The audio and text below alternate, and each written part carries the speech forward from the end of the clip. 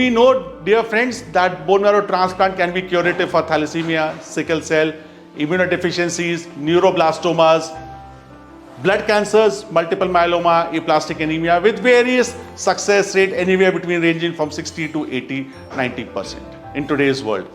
Generally, it was done first with matched siblings, but in a shrinking world, we don't have brothers and sisters. No worry, but we'll always have our parents or siblings which are half match in nature, which is called half match transplant. And another thing with the ethnicities where people can donate their stem cells or can register into various registries could be a match unrelated donor transplant. So these three type of transplants can happen. And once you're preparing to come to a center like ours for doing a bone marrow transplant, one thing what you require is a high resolution HLA. HLA is a genetic makeup or a DNA strata of yours which tells you whether you are a match or not. Once you have a DNA, then you can travel with the blood test so that your disease is in remission, and you have to carry or bring your parents or your siblings along with you for a bone marrow transplant. But what is the requirement to make it a successful is you should be free of disease and you should not have infection. So make sure when you're traveling abroad for doing a transplant at our centers, you have to be away from infections,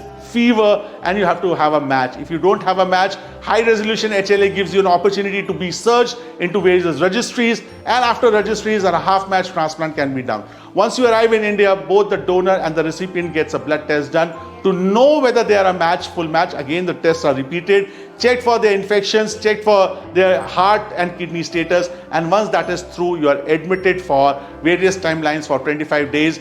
Myeloma for 14 days, allogenic transplant, sibling or half match for 30 days, and then you have to remain in India for 3 months, where you have to get the blood test done every week to know how the cyclosporin levels are or how the CMV, which is an infection, is taking place inside of you or not. And after 3 months, generally the medications are stopped and the patient can go back to their various countries.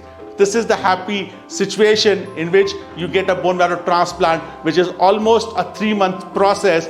During this time, you stay 25 days indoor and the rest of the time you stay outside. So wishing you our best of luck, and with a promise that in today's world, we can beat blood cancer by doing bone marrow transplant. And that's what this biggest and the largest team of bone marrow transplants do every day in this FMRI Institute of Blood Disorder.